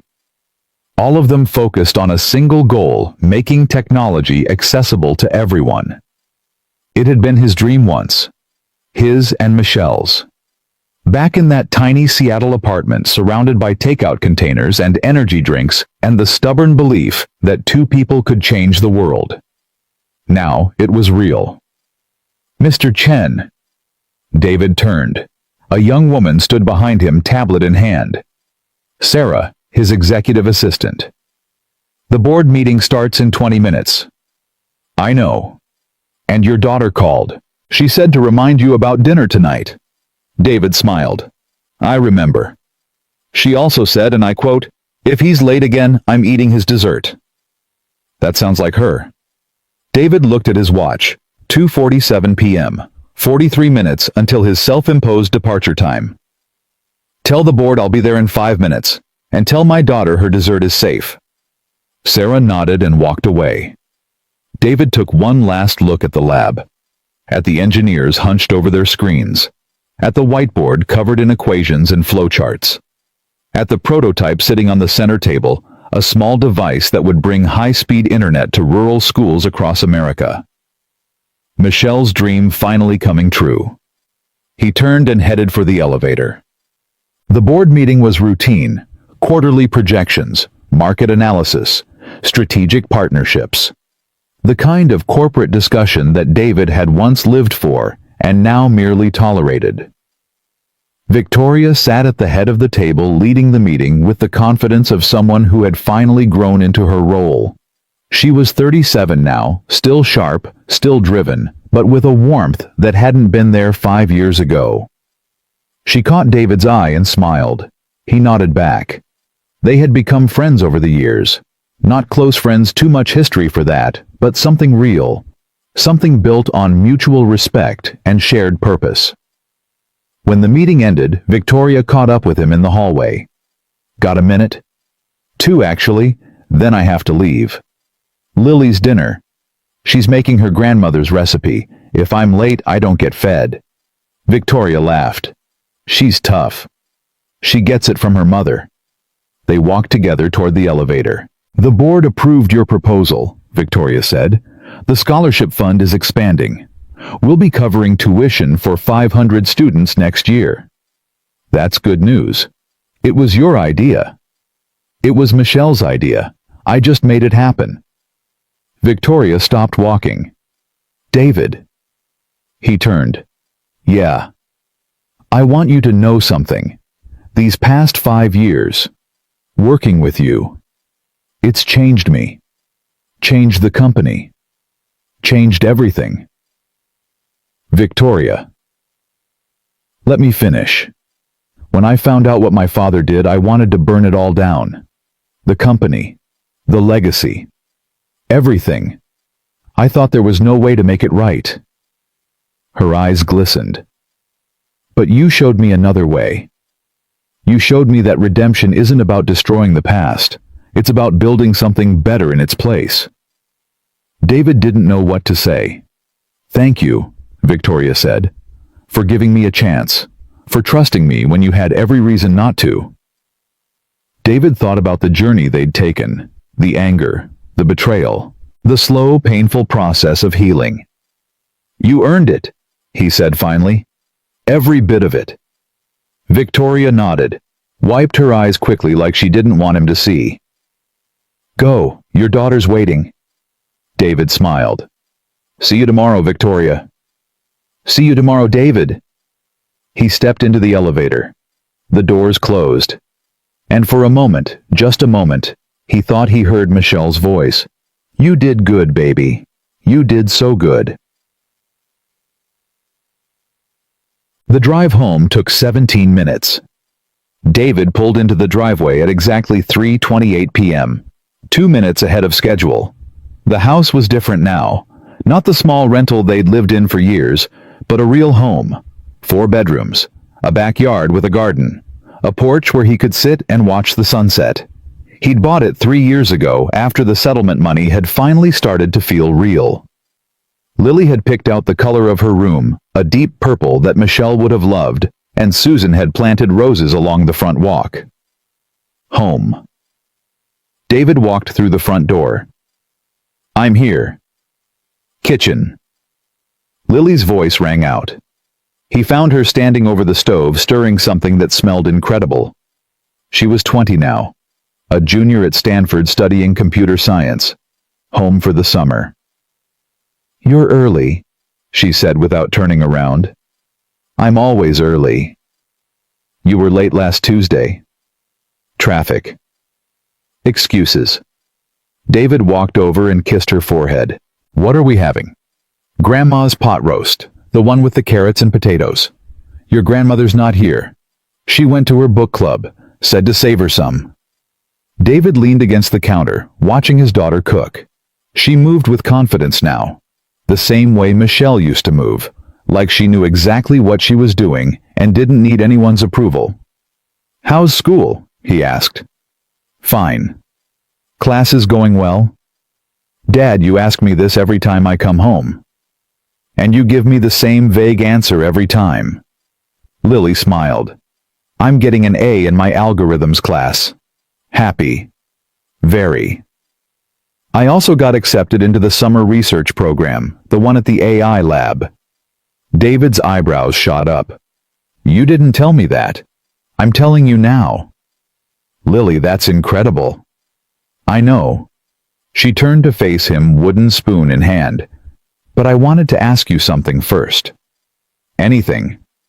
The research is on cloud computing systems, specifically adaptive bridging technology for underserved communities.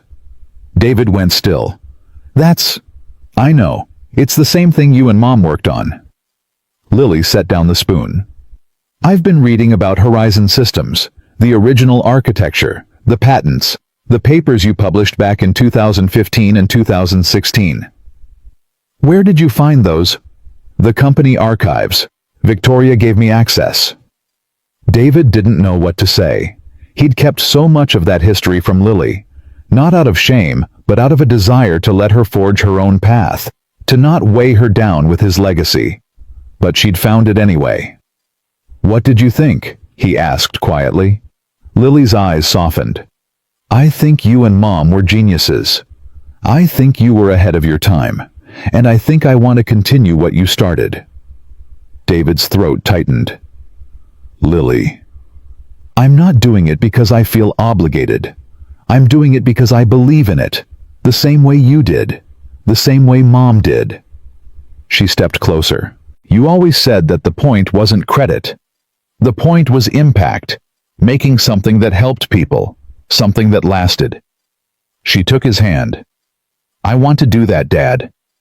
I want to build something that matters, something Mom would be proud of. David looked at his daughter, at the woman she had become.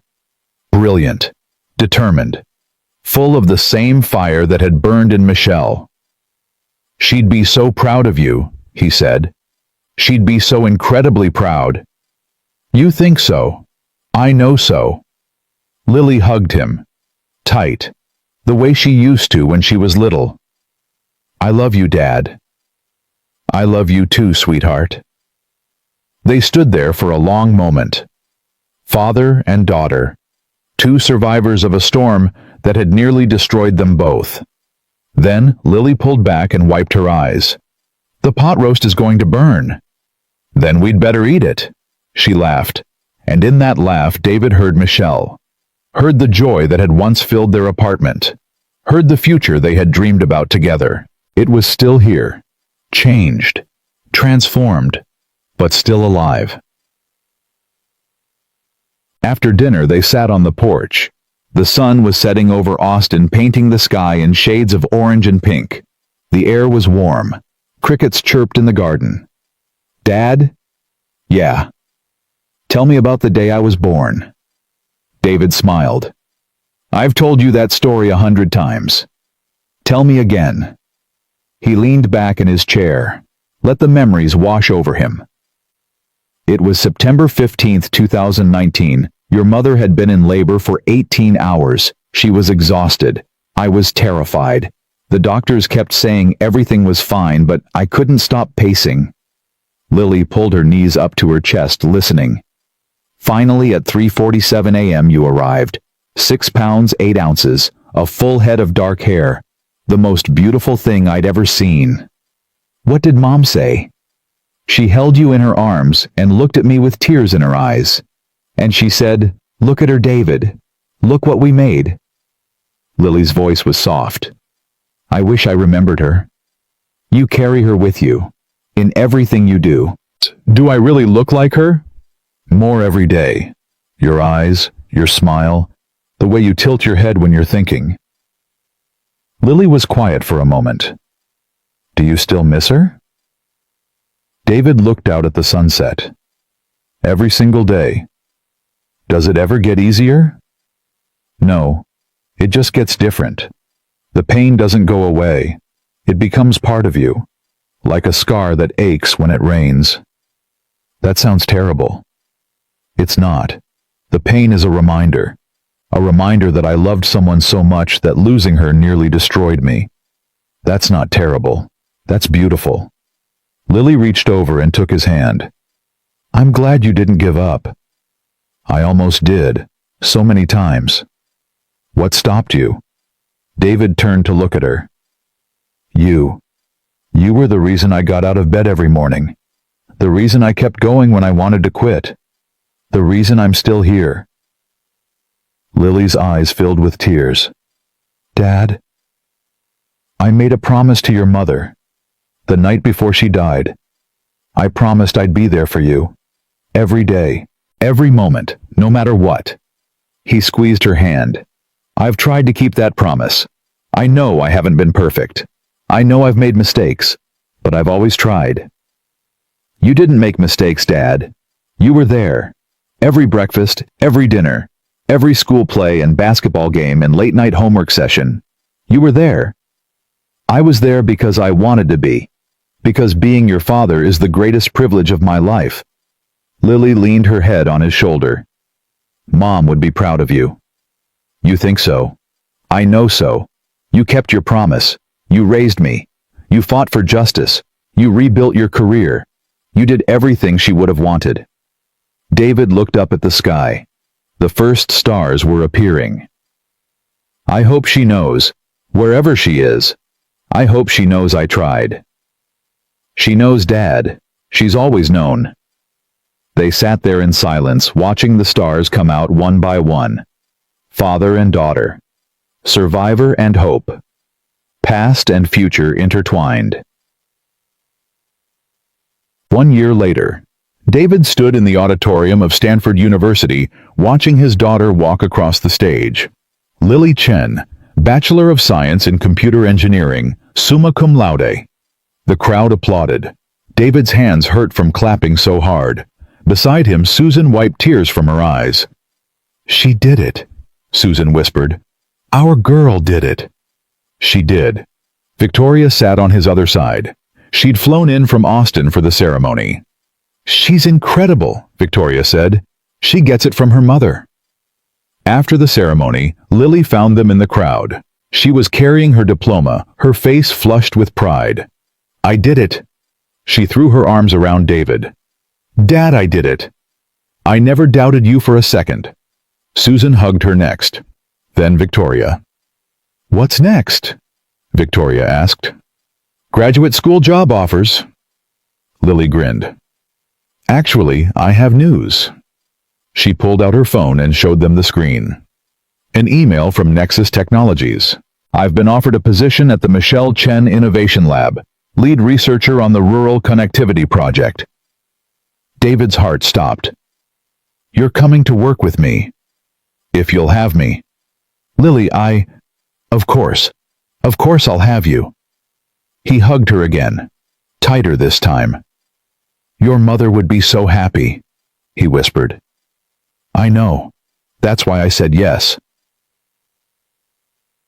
They walked across the Stanford campus together, David, Lily, Susan, and Victoria, past the engineering building where David had once studied, past the lab where he'd met Michelle, past the vending machine that started it all. David stopped. What is it? Lily asked. This is where I met your mother, right here. Lily looked at the vending machine. It was new now, different model, but the same spot. What happened? She was arguing with it. It had stolen her dollar. Lily laughed. Grandma told me that story. She hacked it, right? Reprogrammed the whole thing. Free candy for everyone. That sounds like something I would do. That's because you're her daughter. Lily touched the machine. Her fingers lingered on the glass. I wish I could have met her. You did meet her, you just don't remember. It's not the same. No, it's not. David put his arm around her. But she's here, Lily, in everything you do, in the way you laugh, the way you think, the way you refuse to accept that something is impossible. He turned her to face him. You are her legacy, not the company, not the patents, not the technology. You. Lily's eyes shimmered. I want to make her proud. You already have. You've made her proud every single day of your life." Lily hugged him. And in that moment, surrounded by the ghosts of the past and the promise of the future, David felt something he hadn't felt in years. Complete. That night, David sat alone in his hotel room. The others had gone to bed. The celebration was over. The champagne was drunk. But David couldn't sleep. He pulled out his wallet, opened it, looked at the photograph he'd carried for 21 years. Michelle in the hospital bed. Newborn Lily in her arms. Both of them glowing. "We did it," he whispered. "Our girl graduated from Stanford. She's going to work at the lab. She's going to change the world." He touched Michelle's face through the worn photograph. "I kept my promise. I was there for her. Every day. Every moment." His voice broke. "I miss you so much. Every single day I miss you. But I know you're watching. I know you're proud." He looked out the window at the Stanford campus, at the buildings where they'd met and fallen in love, at the place where their journey had begun. "Thank you," he said. "Thank you for loving me. Thank you for Lily. Thank you for every moment we had together." He pressed the photograph to his heart. "I'll see you again someday. And when I do, I'll have so many stories to tell."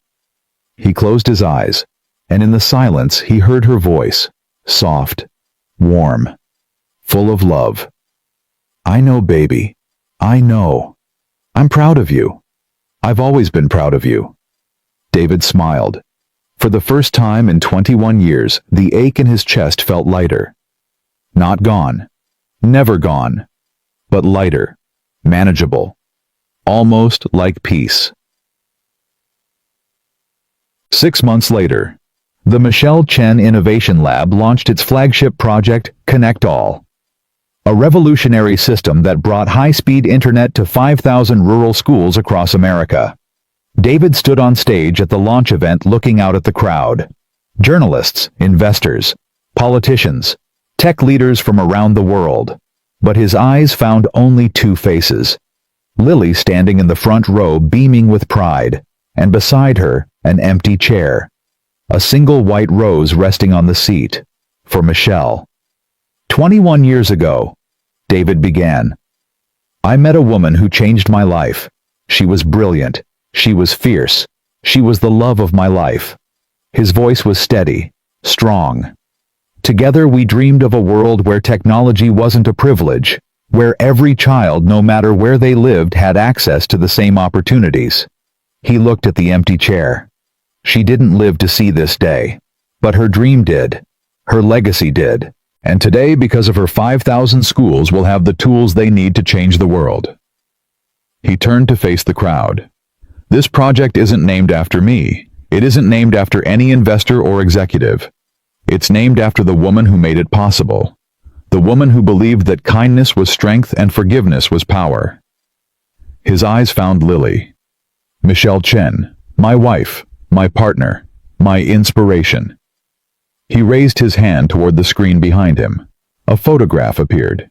Michelle, young and vibrant, standing in their garage holding the first Horizon Systems prototype. "This is for you, Michelle. Everything I've done, everything I've built, it's all for you." The crowd erupted in applause. Lily was crying. David stepped down from the stage and walked to her. She threw her arms around him. "She would have loved this," Lily whispered. "I know. You did it, Dad. You really did it." David held his daughter close, and in that moment, surrounded by the culmination of everything he'd worked for, everything he'd lost, everything he'd rebuilt, David Chen understood something he'd been searching for his whole life. Success wasn't measured by money or fame or recognition. It was measured by the lives you touched, the people you loved, the promises you kept. He had touched lives. He had loved deeply. He had kept every promise. And that was enough. That was everything. David looked up at the photograph of Michelle on the screen. "Thank you," he thought. "Thank you for choosing me. Thank you for Lily. Thank you for every beautiful, heartbreaking, extraordinary moment. I love you. Forever." The applause continued. The cameras flashed. The world celebrated. But David barely noticed. He was already home. He had been home all along. In his daughter's arms. In Michelle's memory. In the quiet, unshakable knowledge that he had lived a life worth living. Fame fades. Fortune disappears. But love endures. And David Chen had loved more deeply, more fiercely, more completely than he ever thought possible. That was his legacy. That was his triumph. That was everything.